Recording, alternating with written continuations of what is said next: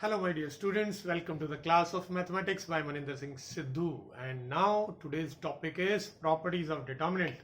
ये बेटा इस चैप्टर का लास्ट टॉपिक है। प्रॉपर्टीज ऑफ डिटर्मिनेंट पे बेस्ड बहुत सारे क्वेश्चंस हैं जिन which require a lot of practice. ये पेपर में एग्जाम में सीबीएसई में जरूर आता है क्वेश्चन प्रॉपर्टीज पे बेस्ड।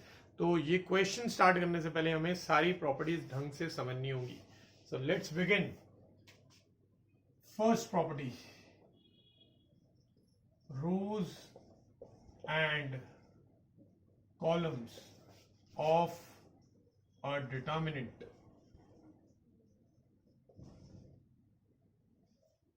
can be interchanged। यानी कि अगर एक डिटर्मिनेंट दे रखा है तो आप इसकी रोज एंड कॉलम को अगर इंटरचेंज कर देंगे तो डिटर्मिनेंट की वैल्यू चेंज नहीं होगी। अगर आप फर्स्ट रो को फर्स्ट कॉलम बना देते हैं, सेकंड रो को सेकंड कॉलम बना देते हैं और थर्ड रो को थर्ड कॉलम बना देते हैं तो डिटर्मिनेंट की value will remain same. Matrices में भी ऐसा किया जाता था बट उसे ट्रांसपोज बोलते थे। यहां पे ट्रांसपोज वर्ड यूज नहीं होता डिटर्मिनेंट, क्योंकि एक स्केलर है, जबकि ट्रांसपोज सिर्फ एक मैट्रिक्स का होता है। तो किसी भी डिटर्मिनेंट में अगर आप रोज एंड कॉलम को इंटरचेंज कर देंगे तो उससे डिटर्मिनेंट की वैल्यू विल रिमेन अनचेंज्ड। तो ये है फर्स्ट प्रॉपर्टी। सेकंड प्रॉपर्टी, अगर किसी डिटर्मिनेंट में कोई दो रोज सेम हो जाए, लाइक आप देख सकते हो यहां पे फर्स्ट रो और थर्ड रो सेम है, फर्स्ट या सेकंड भी अगर सेम हो जाए या सेकंड या थर्ड भी सेम हो जाए, कोई भी दो रोज अगर सेम है, बिल्कुल सेम है, तो ऐसे में डिटर्मिनेंट सॉल्व करने की जरूरत नहीं है। प्रॉपर्टी कहती है कि उसकी वैल्यू जीरो होगी। आप ये वेरीफाई कर सकते हो कोई भी एग्जांपल लेके। सेम इसी तरह से अगर दो कॉलम सेम हो जाए तो कॉलम, कोई भी दो कॉलम सेम है, तब भी डिटर्मिनेंट की वैल्यू जीरो हो जाएगी। तो ये सेकंड प्रॉपर्टी है जो कहती है कि if any two rows of a determinant are identical और any two columns of a determinant are identical then the value of determinant is zero.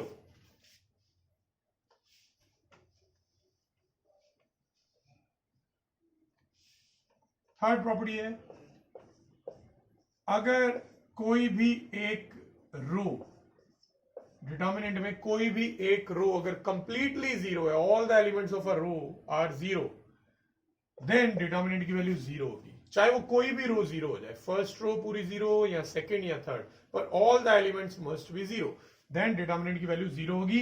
And same property जो है वो कॉलम में भी आती है। कोई एक एंटायर कॉलम अगर जीरो है, all the elements are zero, then also the value of the determinant will be zero.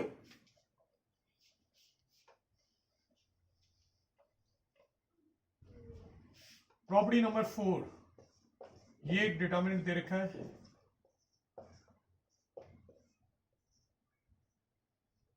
अगर आप कोई दो रोज या दो कॉलम्स को इंटरचेंज करना चाहो तो वो पॉसिबल है। जैसे मैं अगर फर्स्ट एंड सेकेंड रो को इंटरचेंज करता हूं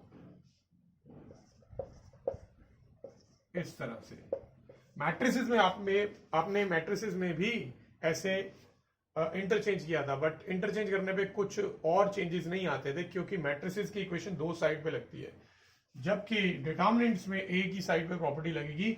अगर आप कोई भी दो रोज को इंटरचेंज करते हैं तो डिटर्मिनेंट की वैल्यू चेंज हो जाएगी, उसका साइन चेंज हो जाएगा। तो आप इसको -1 से मल्टीप्लाई कर दो, क्योंकि अगर मान लीजिए डिटर्मिनेंट की वैल्यू 10 आ रही है तो उसकी दो रोज को इंटरचेंज करेंगे तो वैल्यू -10 आएगी। अब अगर मैं दोबारा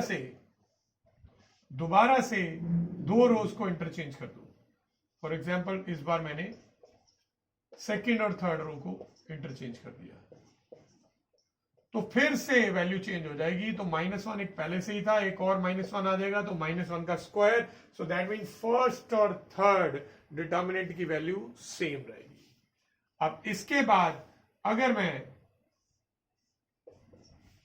कोई दो कॉलम्स को चेंज कर दूं, जैसे मैं फर्स्ट कॉलम और थर्ड कॉलम को इंटरचेंज कर रहा हूं, थर्ड कॉलम इधर आ गया और फर्स्ट कॉलम थर्ड कॉलम की जगह पे चला गया, तो ऐसे में भी साइन चेंज होगा तो -1 का क्यूब हो जाएगा।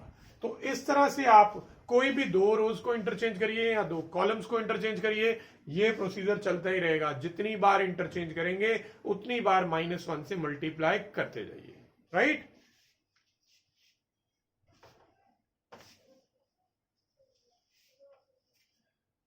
नेक्स्ट प्रॉपर्टी, अगर आप किसी स्केलर से एक डिटर्मिनेंट को मल्टीप्लाई करना चाहते हैं, वैसे डिटर्मिनेंट खुद भी स्केलर होता है बट ये एक डिटर्मिनेंट अभी भी एक अरेंजमेंट की फॉर्म में है और बाहर एक नंबर इससे मल्टीप्लाई हो रहा है, तो वो मल्टीप्लिकेशन आप सिर्फ एक रो या एक कॉलम में कर सकते हैं, सबसे नहीं कर सकते। मैट्रिसेस में आप सभी से मल्टीप्लाई कर सकते थे, all the elements of the matrices जो होते हैं वो आप बाहर वाले स्केलर से मल्टीप्लाई करते हो, मगर यहां पे आप नहीं करेंगे। आप चाहें तो किसी एक रो या किसी एक कॉलम से कर सकते हो। आप चाहिए तो फर्स्ट रो से मल्टीप्लाई कर लीजिए और बाकी के रोज अनचेंज रहेंगे, और आप अगर चाहते हैं तो सेकेंड रो से मल्टीप्लाई कर लीजिए, तो बाकी के जो रोज हैं वो अनचेंज रहेंगे। और आप किसी कॉलम को भी कर सकते हैं, जैसे मैं यहां पे थर्ड वाले कॉलम को करने वाला हूं, तो फर्स्ट और सेकंड कॉलम अनचेंज है, तो ये बन गया KCKFKI। तो आप ये समझ चुके हैं, किसी भी स्केलर को अगर आप डिटर्मिनेंट से मल्टीप्लाई करना चाहते हैं तो वो किसी एक रो या किसी एक कॉलम में ही मल्टीप्लाई हो सकता है। नेक्स्ट जो प्रॉपर्टी है वो इसी से रिलेटेड है। अगर आपको दिख रहा है कि कोई एक रो या दो रोज किसी कॉमन फैक्टर से मल्टीप्लाई हो रखी है, तो जब आप कॉमन निकालेंगे तो कॉमन भी एक एक रो से ही निकलेगा या एक एक कॉलम से ही निकलेगा। तो अगर मैं यहां से K कॉमन निकालूं तो मुझे स्पेसिफाई करना पड़ेगा कि कौन से रो से निकाला है। तो अगर मैंने फर्स्ट रो से कॉमन निकाला है तो ABCDEF और ये KGKH और KI ही रहेगा ऐसे। अब अगर मैं इनको भी कॉमन निकालना चाहता हूं तो ये भी कॉमन निकाल सकते हैं, ऐसे में बाहर K² आ जाएगा। तो आप समझ सकते हैं अगर ये तीनों रोज में K कॉमन निकालते हैं तो बाहर K³ आ जाता, राइट। तो इस तरह की प्रॉपर्टी हमने पहले भी वेरीफाई किए थे, इस पे बेस्ड एक क्लास में हमने क्वेश्चंस किए थे। नेक्स्ट प्रॉपर्टी, अगर आपको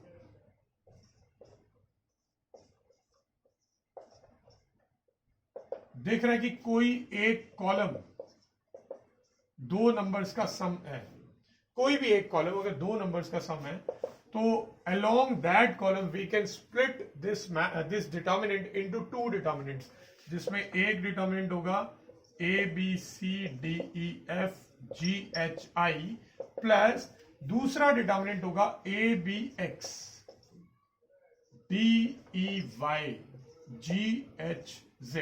ये दो डिटर्मिनेंट बन जाएंगे। तो किसी भी कोई भी अगर आपको कॉलम ऐसा दिख रहा है जो दो या दो से ज्यादा एलिमेंट्स का सम है, अगर ये तीन एलिमेंट्स का सम होता है, इन दैट केस हम इसे तीन डिटर्मिनेंट्स में ब्रेक कर सकते थे। अगर अभी भी कोई एक कॉलम आपको ऐसा दिखे जो दो एलिमेंट्स का सम है, तो उस केस में उसे और ब्रेक किया जा सकता है, राइट। तो सेम प्रॉपर्टी अगर ऐसी कॉलम में भी हो,